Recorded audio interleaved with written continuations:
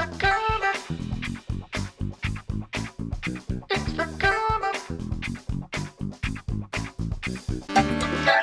Hello, hello, hello, and welcome to The Come Up. My name is Nick, and these are my hot takes for the week. Joining me to chat about the top headlines this week is another dear friend of mine, actor, singer, fierce activist, and fact finder, resident sports commentator of The Come Up, Echelle Childers. Oh, you're ridiculous. Yes. The only friend you have that can talk sports. No one else can talk sports with Stop me. it. Stop But it. I don't even talk sports, but I thought it was important to talk sports today because stuff's happening in sports. Definitely. Um, Always. But before we get to the sports, Mm-hmm. another person that knows nothing about sports, Ellen DeGeneres. She might know about some kind of sport, but not the one she should know. Like racquetball, maybe? Maybe. She seems like a racquetball type. Possibly. But okay, stuff is going wild. So on March 20th, Kevin Porter, who's a comedian, posted a tweet that said, right now, we all need a little kindness. You know, like Ellen DeGeneres always talks about. She's also notoriously one of the meanest people alive. Respond to this with the most insane stories you've heard about Ellen being mean, and I'll match every one with the $2 to the LA Food Bank. And then it got so big that he just had to like round it up to 300 and like donated $600 to the food bank. And that was on the 22nd. That was within 2 days. Like people were just tweeting she's mean to her assistants. She picks a staff member weak to be rude to. People, she's told not to look people in the eyes, or people can't look her in the eyes, and like all this crazy stuff. So that was like at the beginning of the pandemic. We were just bored, but then the race war started again, and the staff members at Ellen that got laid off when the show went at home were like, "No, we're mad at Ellen, and now people talking, so we gonna talk." And they were like, "Working there is terrible." And so now it's just been, it's just gotten worse every day. It seems like there's a new story every day. Of like somebody was like, when I was 11, Ellen was mean to me. Right.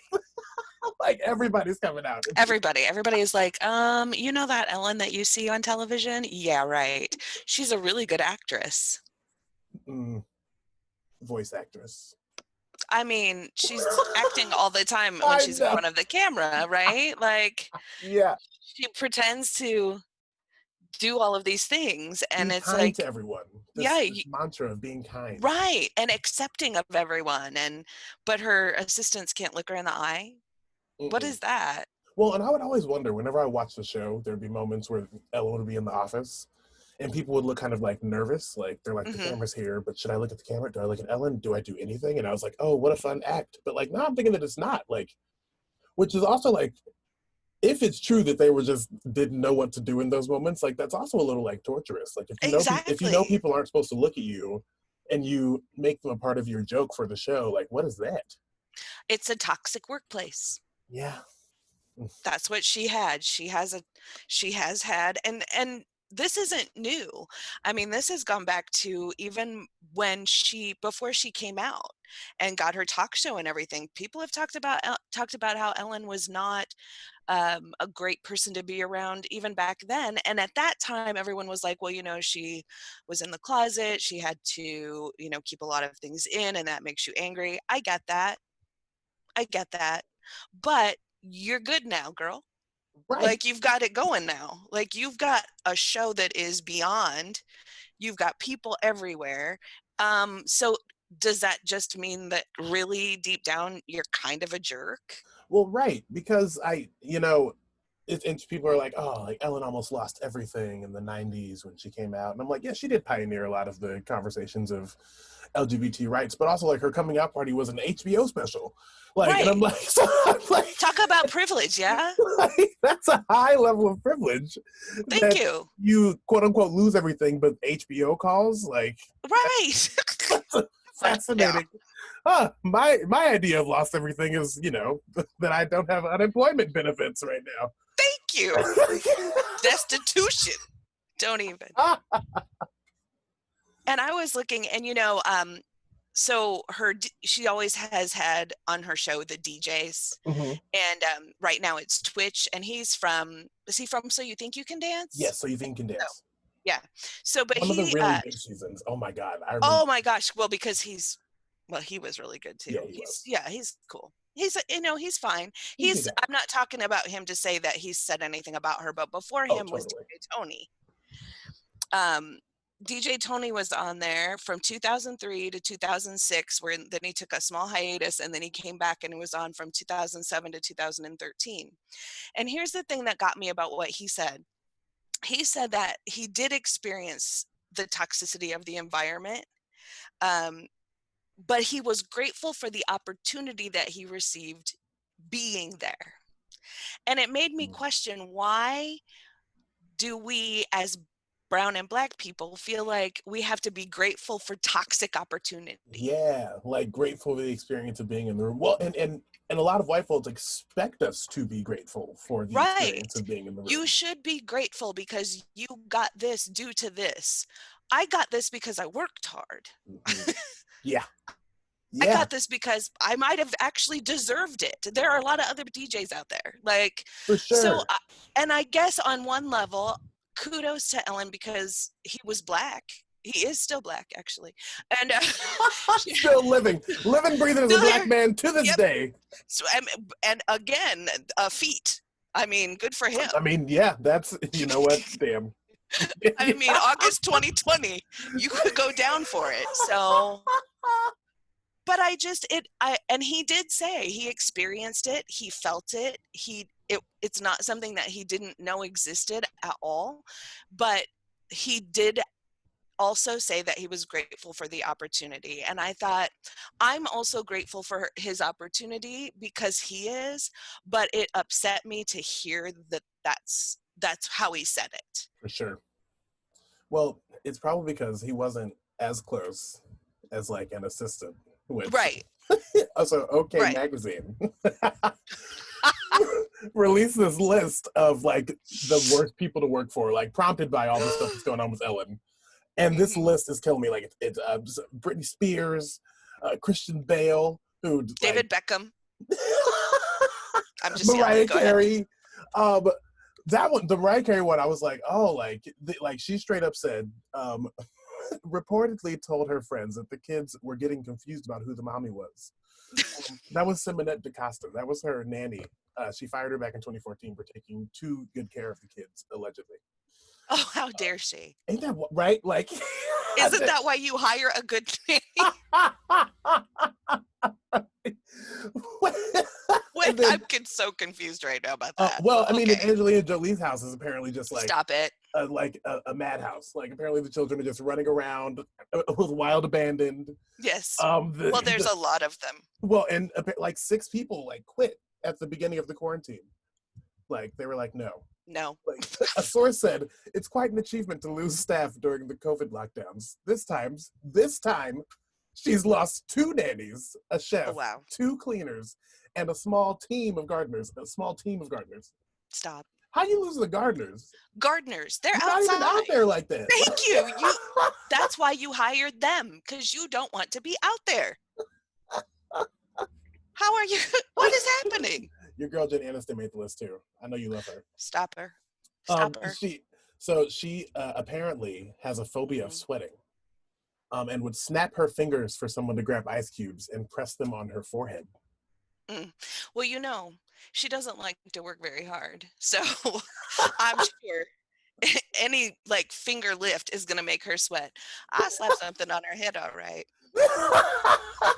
Please, are you kidding me? I need you, though, to read David Beckham. Please. So David Beckham. Please. So one of his staffers said that David insists on having a can upon can of soft drinks, all arranged in a completely straight line. And if there's an odd number, the extra can must be removed or David will get upset. I'm sorry. What? Privilege? Like, what is that? Well, what is that? Well, speaking of privilege, like there's also Christian Bale. and so like Christian gave his assistant PTSD because of emergency sock runs and smelling his armpits before he goes on the red carpet. You don't want to be stinky and sockless at the same time. I mean, but like, isn't that your responsibility as like an adult person? An adult? Yeah, well, Christian Bale hasn't adulted yet, so what should we be expecting?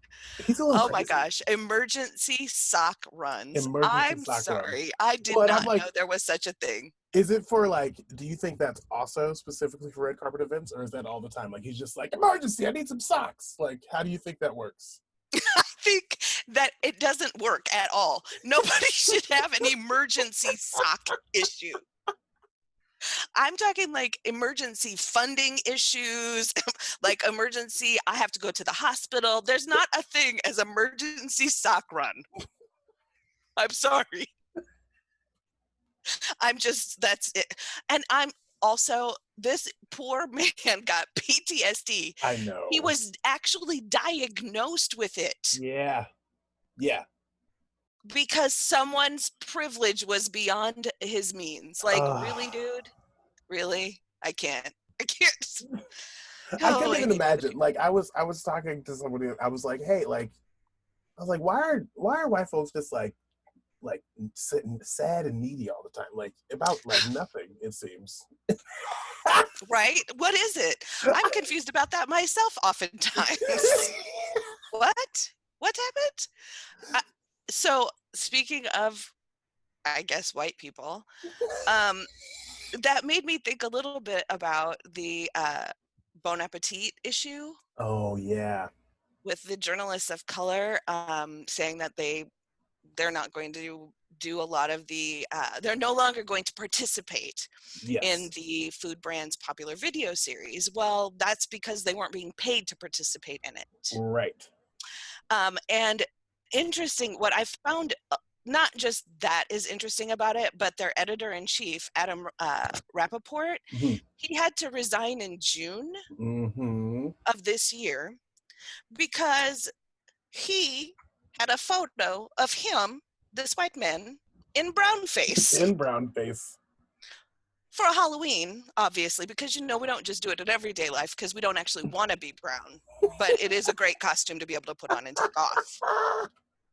And then his wife had the audacity to call him a puppy. Yeah, like, what's happening? Hello? Racist much? That's unacceptable. It's completely so crazy. Unacceptable. Well, and like, why? I just don't understand why this conversation of compensation is always it's still like, a thing. Like, why do you think that it's just okay to pay me less? What it's is ridiculous. I happened to pull up a kind of behind the scenes video and of Sola. And they were talking about how, she did not get paid for anything that you would see for her on air. She did get paid because she was an active staffer. But any on-air stuff she didn't get paid for, and she would be explaining to the people who were getting paid what they should be doing and how they should be doing it, and could even bring up information on the crystals in the chocolates and why you beat it a certain way. And the person who she was talking to, who was actually doing that job, was like, oh really? So let me get this straight. You're being paid and I'm not? How is that a thing? That makes no sense. None. I mean, and having looked at television contracts, like people that get paid on camera for even a day, like that's a lot of money. Yes. You should have me here as a staff writer that works here, and to not to try and lump into my salary that I just also do these TV appearances while I'm clearly the person that's actually knowledgeable on what we're talking about. Right. Makes no sense. Well, or you need to increase my salary to bundle in the work that I'm also doing to be on set, because it's not like I'm here all day if I'm on set. Like, this isn't just a cute little thing I pop over to do. Right. Like, I'm I'm a part of this like filming process, like, which is hello that I need to be paid for, and my expertise. Exactly. I'm sorry. She was an assistant food editor. Let me tell you exactly what she was. I didn't want to belittle anything that she has accomplished, because she seems to know quite a bit, because they kept asking her questions. Right. She needs to be the editor. in But chief. then they were very rude to her as well, I felt sometimes. I'm like, really? That seemed very condescending. But that's not unusual either. Also, the CEO of Condé Nast is Roger Lynch. Hmm. And back on June 9th, he said, which I find very interesting, he said that the company would have fixed its problems had it known sooner. So what he's saying is, had the people of color who were experiencing these issues come out sooner, then they would have been fixed. You're lying. Well, because I'm sorry. That's a lie. yeah, And it's victim blaming. I mean, it's yeah, almost like you didn't say it, you didn't come to me. Well, you know what's going on in you're the CEO. right. You know If what's you don't know happening. what's going on, you don't need to be there. Well, and also like it's that narrative of it, like I just had no idea. It's so frustrating because it's like, well, that just means you haven't been listening to me for the past years. Yes. Like And people have pointed out the issues. Like you can't tell me that no one has said anything about the culture of the environment exactly. at your workplace. Thank you. Thank you so much.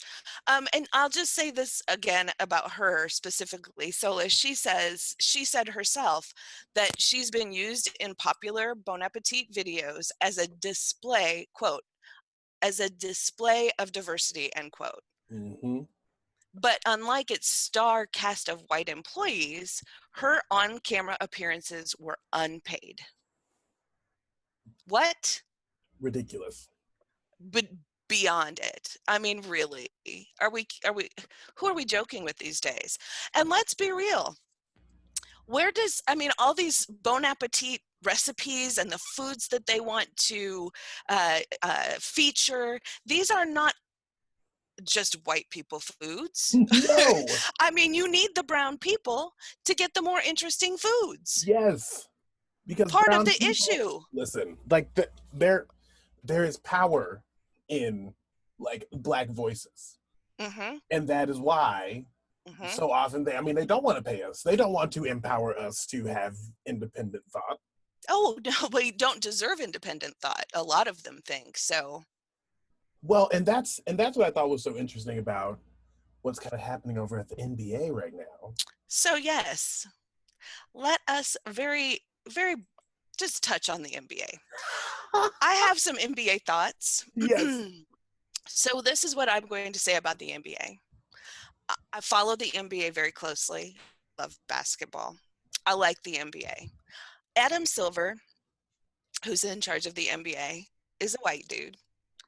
And he is an interesting white dude because unlike the NFL white dude, I don't want to say his name, Roger Goodell, he is he appears to be more supportive of his black players, brown players, than other sports seem to be. Yes. And he often gives them a voice. Interesting, though, if you'll hear what I say, he allows them a voice. Mm. So take what I'm saying with that. So the first NBA player that was diagnosed with corona was Rudy Gobert. And that was back in March. And he acted a fool. And then he got embarrassed and had to apologize to everybody because he was like, oh, this COVID's not going to get anybody. And he was on camera and there were like 9 microphones set up and he legit like touched every one of them and then ran away. I remember And then that. like within a day or 2 days later, they were like, BTW, Rudy Gobert has coronavirus. And I was like, and that's when you have to say karma. Right. But beyond that, so the NBA shut down. They didn't play. The NBA was like, we're not going to, no, this is something bad is happening here. We're not going to deal with this. And they shut down. They shut their season down. I'm sure they thought about it, but they didn't take too long to think about it. They shut it down and they moved forward. And then ever since then, they've been trying to figure out how to get this back up and going. So they established this bubble down in Orlando. There's like 22 teams they took down. They wanted to finish out the 2020 championship season. Yep, it's about the money and what they're paying. I get it. But they also allowed players to opt out if they chose to, they didn't get any punishment for doing that. Everybody got tested. They took them to this bubble. They couldn't leave the bubble. They were in quarantine for a couple of weeks, and then they started being able to play. I almost said rehearse because I'm a theater person. Practice and get together and do these things. They started their first games on July 30th and 31st, and they had been in quarantine for like 4 weeks before that, something like that. They have not had one case of coronavirus. Not one. I find that interesting.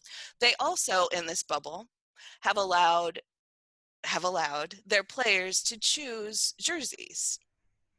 When I say that, they have their numbers, but they're allowed to have certain sayings on their jerseys. Some have chosen vote, equality, Black Lives Matter. There's a couple of guys on a team. One chose George, the other chose Floyd. Most of the teams are wearing hashtag BLM, Black Lives Matter t-shirts, and most of them are kneeling, choosing to. It's a choice they've been given. They can do it without getting in trouble. Interestingly enough, though, Jimmy Butler wanted to leave his jersey open. Yeah, that was so interesting. He's number 22. That's all he wanted on there because he said it's all too important to him and he couldn't choose. But what he didn't want was his name or anything because he wanted it left. He's like, I want people to be able to write their own ideas on my back. I'm okay with that. And the NBA wouldn't let him do it. What is that about? How is that a thing? All you need is his number. Well, and I don't understand how but the jersey was already made. Like he had it already. Right. Without his name on it. And he had it on. So like I would think that it's a long process to get a jersey made, an official NBA jersey. The money. Am I crazy? Just the money. See, this is why you're the sports they'll have a jersey tomorrow. Yeah. What? But I mean, like, who do you have to talk to? Like, you don't just get that made at like any store, right? Like, I don't know. Walmart, could you get Jimmy Butler? Right. It's like, is Marshall just making like NBA jerseys now? I had no idea. Stop it. I'm done with you. But yeah, so I'm like, I wanted to be so supportive of them and so happy about it all because I was. And then I was like, Jimmy gotta have words on his jersey? Why? Right. What is that? Well, and then had another jersey there too. Like, what was that? Like, I feel like he was I'm set sure. up. It's a setup. It's all a setup. Because they can't let. Why they be playing? Well, why are they playing? Well, this is why we can never be happy. Like, I'm with Michelle. She's over here. Says she's floating with a low level of depression. I'm also with. I'm not like, floating on a low grade though. Well, I feel like hers is lower because she has a lot of money. She and Barack aren't living on the unemployment right now. No, like they're fine. But let like, me tell you, and let me just say this: they're not living on the unemployment, but it's not because they're living off of the government or anything like that. Barack Obama and Michelle Obama paid their dues. They came up from zero. And they made themselves who they are before he became president of the United States. They had Well, and they're still working. Like they're not just they're constantly working, like, constantly striving to do better, constantly showing their children that wasn't he became the president of the United States. Do you know that people stop after that and don't do nothing else? Right. He was like, oh, that's not it for me. That's not the penultimate for me. I'm a father. I'm a husband. I'm a man who believes in social justice. I mean, that's what he started out doing. He was a community organizer in Chicago. Right. A community organizer.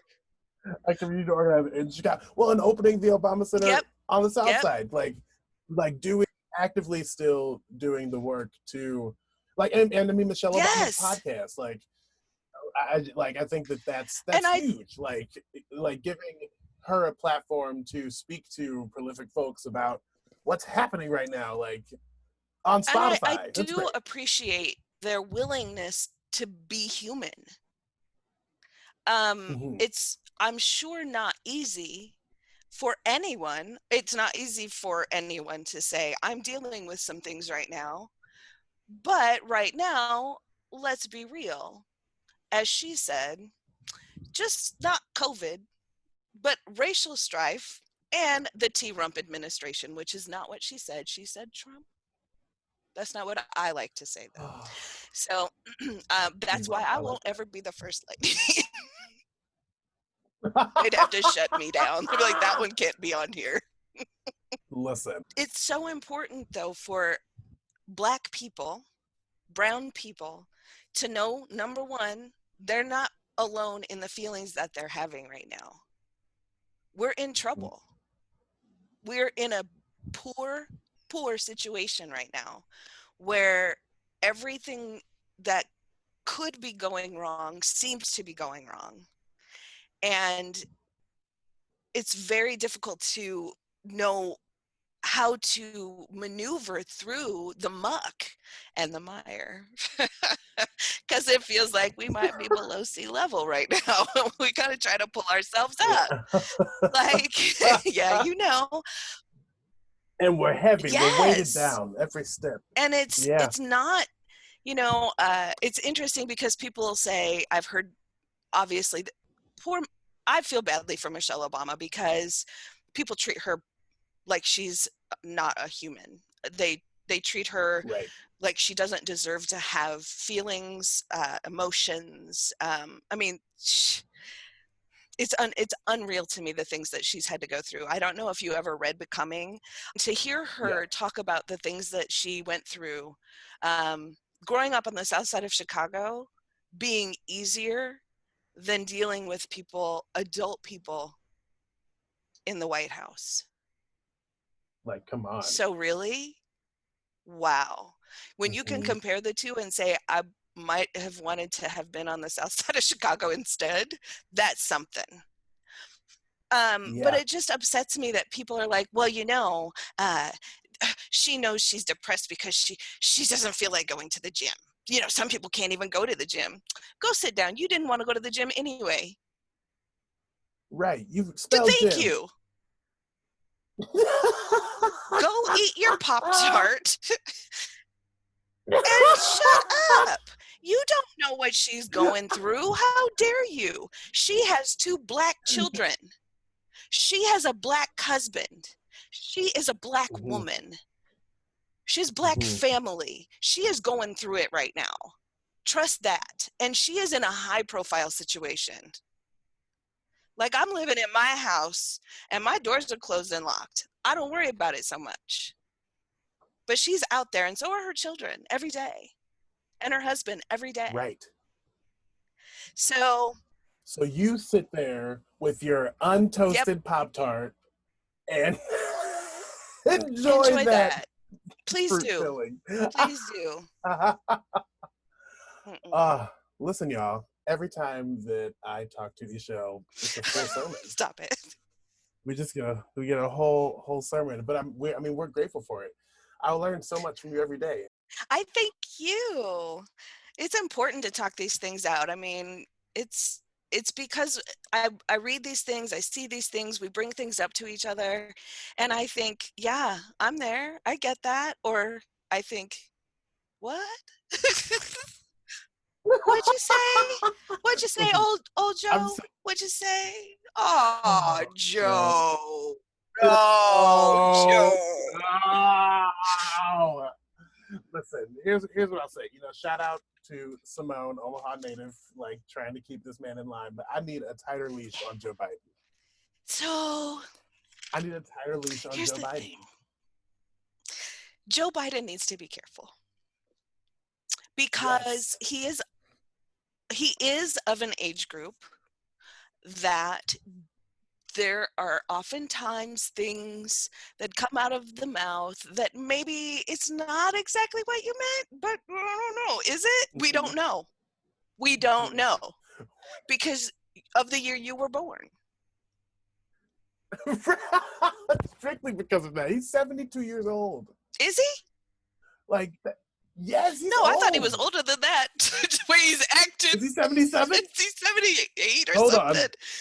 He's like, he He would is be the okay. Okay, oldest. I stand corrected. He is Yes, he would like 77 be years the old. oldest elected president if he hopefully is elected, because I'm sorry, he can be crazy as he want to be, but I cannot sit back.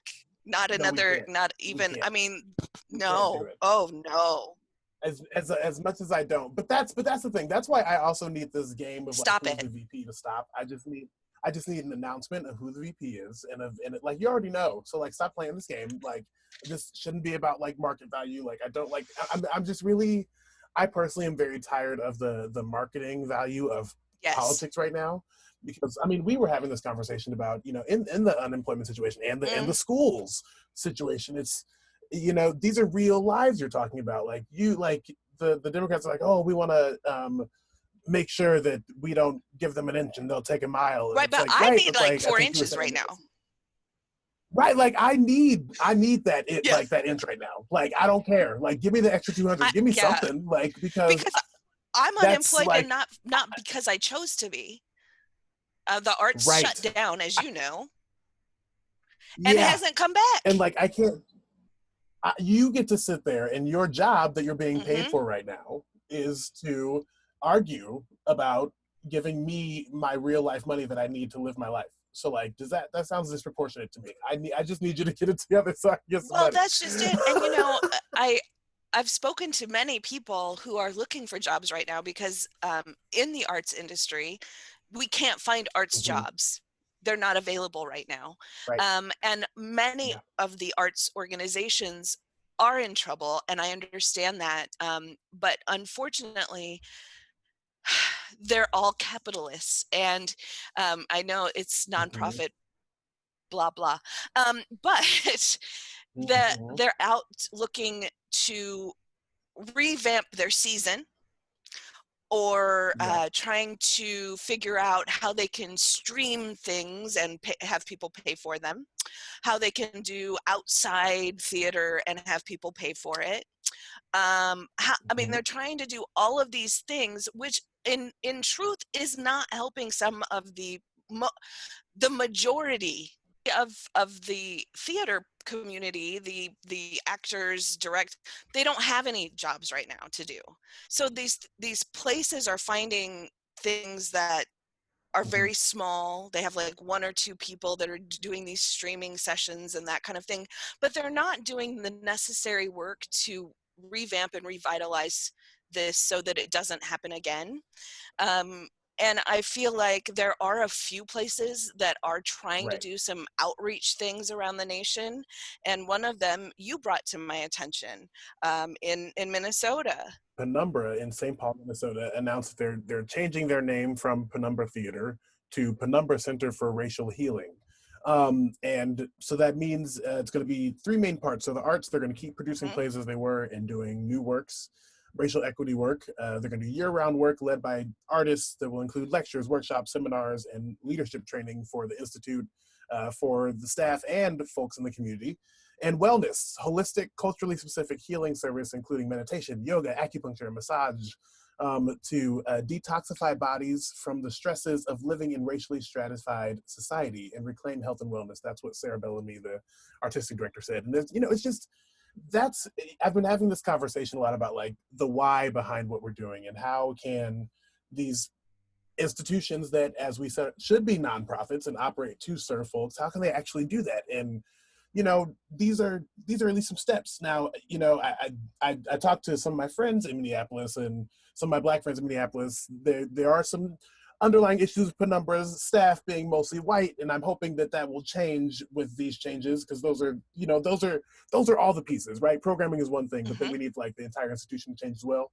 But I think that this is a massive step. Like, there is no other arts institution that is thinking about creating work and change in this way, which is exciting. Right.